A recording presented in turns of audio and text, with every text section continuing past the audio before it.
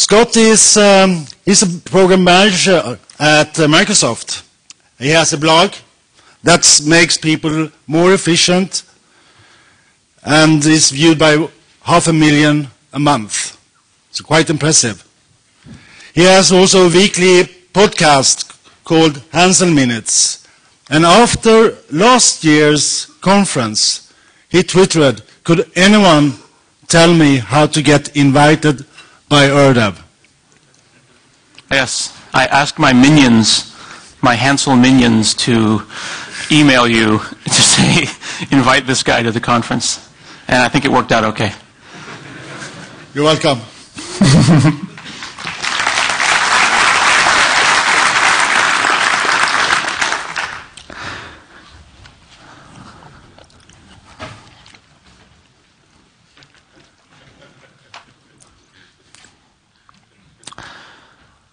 So, my name is Scott Hanselman, and I work for Microsoft. And, sorry. But actually, I don't have to feel bad anymore, because it's really a nicer, kinder, gentler Microsoft now. If you've seen any of our Windows 7 wallpaper, you know that we are a lot friendlier, slightly less evil. Well, these guys look pretty evil, but not really sure. I work in open source. I've written a number of open source applications, including one called Das Blog, which is German for the blog, that you may have played with. This is some of my early work, working in classic ASP. Been doing this for a very long time. I wrote a couple of books that you can get on Amazon if you want to. And I have a blog. And as Michael very kindly pointed out, I also have a podcast that I've been doing for a number of years. I read this on the BBC that said that being addicted to information is worse than being addicted to marijuana. So I asked some Swedish people if this was a problem, and they said, no, being addicted to information is like being addicted to moonshine here. And I didn't realize what that meant, but I thought that was very interesting. They said that the moonshine was a huge problem here, apparently. Is that true? Are you guys cooking up your own booze in your backyard? Yeah. See, nobody wants to admit it, but they're like, yeah. Between Twitter and moonshine, I don't really know when I'm going to do my work. I think I'm going to give up on that clicker there. So the quantity of information since the beginning has changed. There is a lot more information coming out, and it is coming out at a speed that is unreasonable. When the world was smaller, when this was the world, and all we had to do in our spare time was take a shovel and try to break Norway off into the sea, then we didn't really have a lot going on. You didn't have a world view. But the internet, of course, has changed that, and we're getting hit from multiple locations. We're also expected to be available at all times.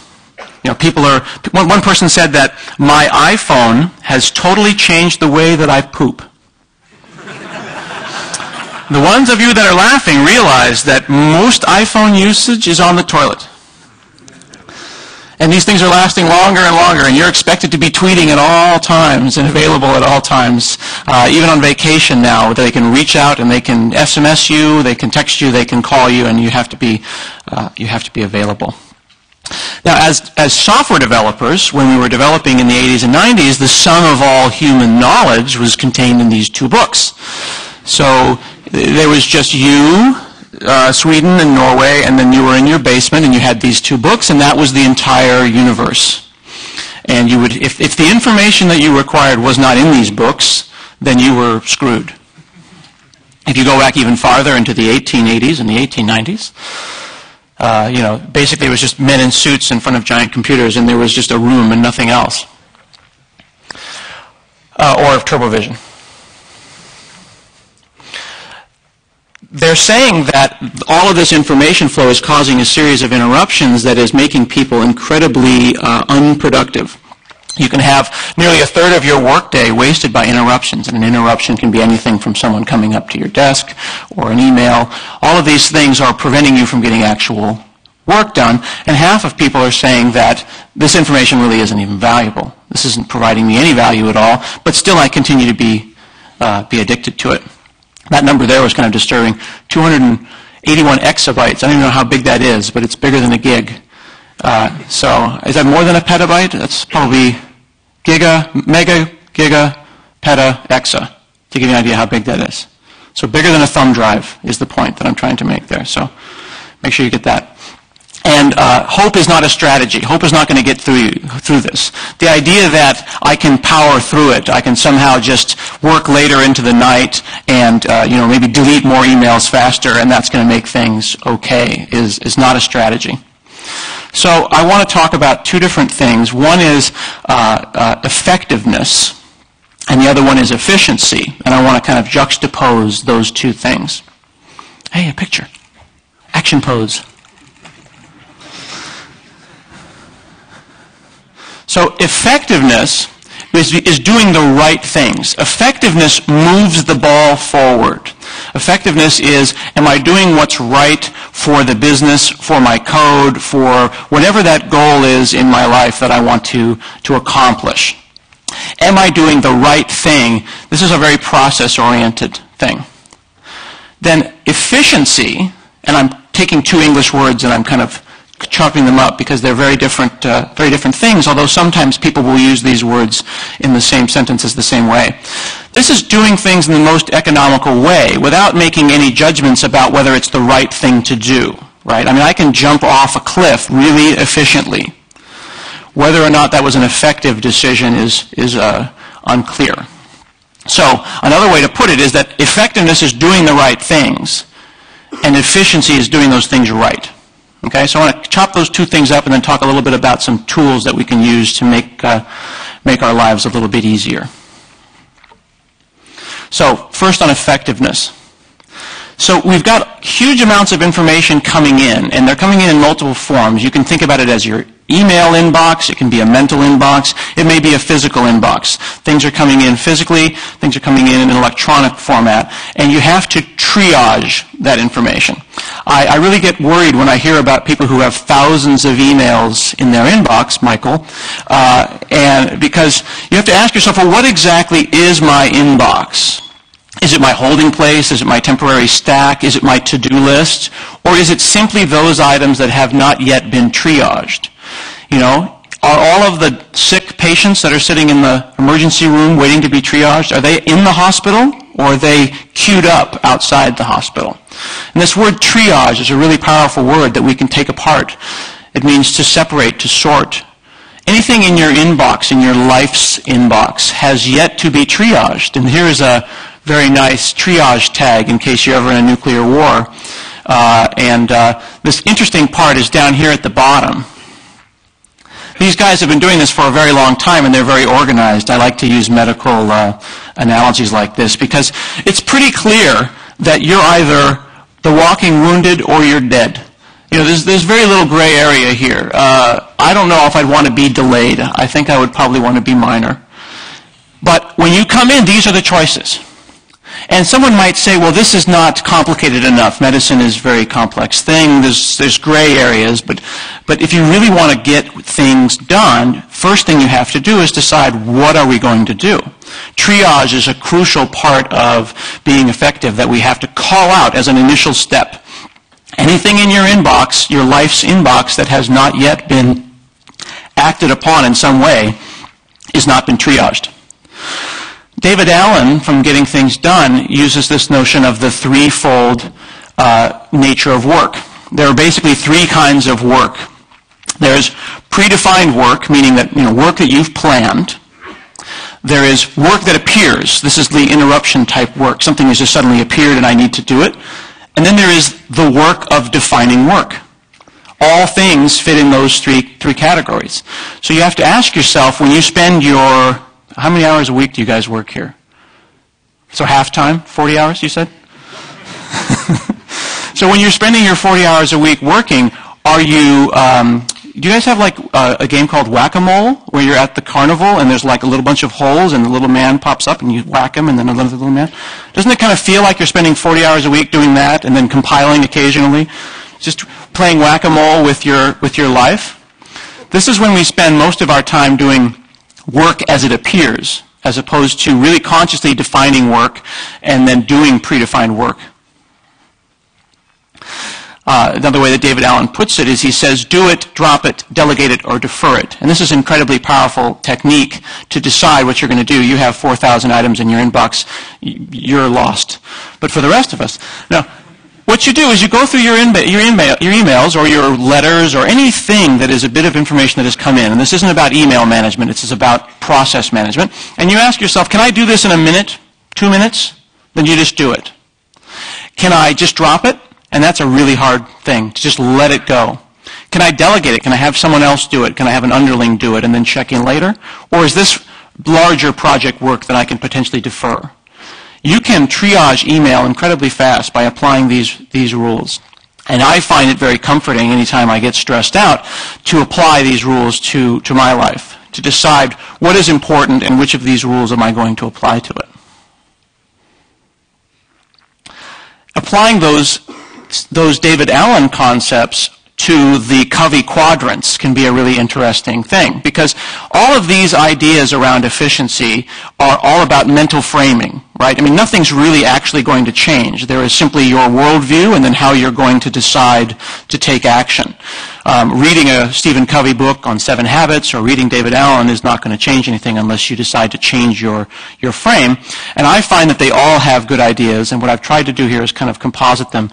So in the Covey quadrant system, which is many, many years old, there's the notion of importance and the notion of urgency. Something is either both urgent and important, neither urgent nor important, or it's one of those. And we spend a lot of time, unfortunately, with things that are urgent but not important. We spend time there in quadrant 3. This is that whack-a-mole feeling where an email shows up, but you feel important, you feel excited, you get the little rush of like, ooh, a task, and then you do it without any thought about whether or not that was important. There was a sense of urgency, there was a sense of immediacy because it arrived. Text messages and tweets feel urgent, but we don't typically triage whether or not they are in fact important. Where you want to spend your time on those things that are not urgent but that are important. You want to live in quadrant 2. You want to sit there and think about deciding when to do something. That's where leadership happens, is the planning and the strategy level about how am I going to order this series of work that is in front of me, and who is going to do that. It's that coordination level. And then things that are neither urgent nor important, those are things like trivia, news, tweets, most of that kind of stuff. You want to spend time in preparation. You want to avoid interruptions. You do have to sometimes deal with crises, but again, the notion of real time, and if you put it in programming terms, someone always says, some business person says, I need that information in real time, like that. And then you start thinking about real-time systems and millisecond latency, and then you realize that real time for him is plus or minus an hour. So often we get this sense of urgency, and you would be amazed that most urgent things in life can be pushed off an hour or two. Right? Unless the children are on fire, usually you're going to be fine. And I have applied the children on fire rule to my house. I've got a 2-year-old and a 4-year-old, and they're usually slamming on the door of my home office. Daddy! Are you on fire? No, Daddy! Go away. These items are kind of classified like this. You've got Twitter and surfing the web. These things are neither urgent nor important. Projects and some email is important but not urgent. But one of the problems happens is when things show up in 2 quadrants. You notice that email is actually in 2 places here, and arguably email could appear in all of them. And that's where we get in trouble, because an inbox filled with 4,000 items doesn't tell you which quadrants that those items live in. Everything is equal in an inbox. If you have a stack of mail and you drop it in a physical inbox, a stack of letters, there's no way to tell by that stack of letters. They are all peers, those letters. You can't really tell. This is a mind map that is kind of interesting. It's a mind map that someone did in MindMapper where they did the quadrants. And what I think about this is not that it's cool that it's a mind map, but the way they named them. I'll go back here. Number 3 there, You can number them. And sometimes you'll meet people who are really deeply into the whole Covey lifestyle.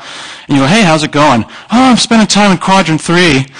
No idea what Quadrant 3 is. And I always feel like I'm a worse person because they know that stuff and I don't know. I'm like, Quadrant 3, oh, really? I'm sorry. This guy names it the Quadrant of Deception. That, I can do something with that. This is work, but it is deceptive work. It is evil work that is going to hurt me. The Quadrant of Waste.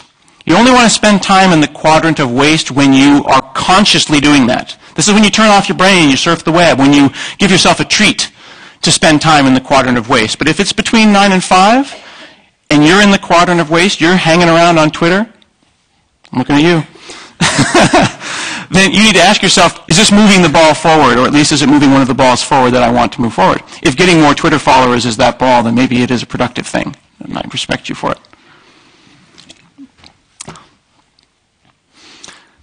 This was a really powerful thing, and this is the most difficult thing, as people will tell you that most people in our peer group, computer-oriented people, do not like to say no. We like to feel needed, we like to feel important, we like to feel helpful. We don't like to say no, and the next thing you know, you're on stage in Sweden, and no, just kidding. He's not paying attention, don't worry. Recognizing that all systems that work have a sense of flow control. That in order for the internet to work, it would in fact have to drop packets. And in order for you to be effective, an effective person, it is to recognize that communication is fault tolerant by its very definition. I was teasing Michael a moment ago because of his 4,000 emails, and I said, honestly, if you just archive them all, you don't say delete to people with 4,000 emails, because that's just too much pain that they can't have. You just say, just make a folder called not inbox, and just move all 4,000 items from inbox into not inbox. And I tell you, you'll feel fresh and clean. Communication is fault tolerant. They will email you back. They will email you back. That is such an important realization, such a powerful concept. You can occasionally drop either the machete or the chainsaw. Well, maybe not this guy, but pick one, pick the least dangerous one, and then run away. There is this notion that I've called psychic weight, where to-do lists, like I'll ask someone, what's your system? And they'll go, to-do.text. That's my system. How many people here use to-do.text as their system? Right. How many people's got more than a scroll bar worth of information in to-do.text? Yeah, exactly. That's psychic weight. That's holding you back. It's filling your brain with kind of, I got to do this, I got to do that. So do you ever have that situation where you actually feel in your body like you're thrashing to disk? You know what I mean? Like there's some kind of a virtual memory issue and you're literally thrashing. You're just like, okay, I've been sitting here for 3 hours and all I've done is rearrange the items in to-do.text and no actual work has got done. Right? That's the psychic weight. I also use the notion of, in the U.S. we call it TiVo. You guys have these things, the DVRs that record your TV shows? You know the psychic weight? Remember when we first got TiVo, we first got DVRs, it was amazing. I can watch America's Next Top Model and I can watch How I Met Your Mother at this, I can tape them at the same time. And then fast forward a few years and I've got 7 episodes of How I Met Your Mother and that's now psychic weight. It's like out there, I gotta get through these, I gotta bang. I got 3 seasons of Lost that I gotta watch, and I can't even concentrate on work with my TiVo. I've got this. So suddenly what was a joy has become a to-do list. You must have had this conversation with your spouses where you say, all right, tonight's the night. We're gonna bang through CSI. We're gonna watch the whole freaking season, beginning to end, and then that'll be done, right? At least I've got that under control. Psychic weight, people. Psychic weight. Let it go. Let it go. Are you coming to bed? I can't. Someone is wrong on the internet. Realize that will always be. And you will never sleep. So effectiveness is triaging this information. It's deciding what you're going to do. Once you decide to go and start doing it, there are a number of techniques that you can do to maybe get a little efficiency in your life. First thing that I think is important to do is to identify data streams. This is a very technical way to say, figure out where all the shit comes from. Identify data streams. A data stream could be your kids knocking on the door. It could be the postman. It could be friend feed. Doesn't matter. And you need to sort in signal versus noise. You need to say which of these things provide value in my life and which of these things don't. Which of these packets in this data stream can be effectively dropped so that I'll know what happens. You find that intersection between awesome and legendary and try to stay in that sweet spot there for the four of you that know who that man is. If I take my data streams and I sort them this way, this is typically where the most high value stuff comes from, and I've trained people to do this. People only call my phone if it's really important. I hate voicemail. And you can do this too. If you hate email, train people to call your phone. One of the things that I did that changed my life is I said on my voicemail message, "Hi, this is Scott Hanselman. This is not the place to reach me. Email me at." Changed my life. It's okay to do that. And if you prefer it the other way, then switch it the other way. The point is, figure out what those data streams are. Where's the value stuff? On the email side, I started using some rules, and I'll share some of my rules for you. I called out who are the high-value people in the company. You think about this. There's 80,000 people who work for Microsoft, and any one of them can email me at any time, and they will all look like peers in my inbox. And the only thing that is different is that the newer ones came on top. But there are probably a dozen people that if they email, I better get my ass in gear and email them back. And those are the bosses. So I made a boss's rule. And I color those emails red, and I make them bold, and they flash, and little ants dance around them, and they go, bosses, bosses, bosses. And then the second realization was that emails that are CC'd, that you are CC'd on, are not emails that are sent to you. This is huge. This was the biggest change in my email style. Don't let items go to your inbox if you were CC'd on them. This is really huge. This will cut down on your inbox traffic hugely. Because inbox traffic is triage. I need to quickly do that. But people CC you because they want to let you know that something's going on. Very rarely will someone CC you with the, "Holy shit, Scott, make sure you do this." CC'd, right? Or they're certainly not going to BCC you. So you get varying levels of urgency already implied in that. Then personal email. I get a lot of personal email on my Gmail account, but really the only ones I care about are my wife, my parents, and my family. So those emails stay in my inbox. Everybody else goes to another inbox that I will look at whenever I feel like it. And this is huge. I took all mailing lists and I made inbox-mailing. And all mailing lists go there. I don't even think about it. It's such a freeing thing. And then coming much, much, much lower on the list, there are things like Twitter and my TiVo. And I ask myself, what would Neil Patrick Harris do? I try to fit a little Neil Patrick Harris in everything I do. Next thing you can do with email is not check it in the morning. This is the hardest thing ever. Your level of productivity in your life is usually proportional to the distance between you while you are sleeping and your computer. If you can roll over and touch your computer, you need to stop. Right? Do you understand what I'm saying? If you reach for your iPhone before you reach for your snooze button, then you have a problem. If you check email in the morning horizontally, or not horizontally, then you need to stop. Don't check. Tell yourself I won't check email till 10 a.m. Try it for a week. Change your life. If you can really do it, don't check email till lunch. Use lunch to check email. Nothing wrong with that. You will be amazed at the amount of work you get done because checking email in the morning is what screws up a really good day. This is where you start checking email, and then you start thrashing the disk, and then it's 10:30, and then it's 1:30, and the day is over. You ever have that feeling where it's like, you look at your clock, it's 1:30 in the afternoon, and you go, it's basically 5. I might as well just go home because nothing has gotten done today. That starts with that decision to check email in the morning. And the other thing about checking email, and this is just an insidious little secret, don't tell anyone about this. If you email people back, they will email you back. And then you have to email them back, and then it's a thing.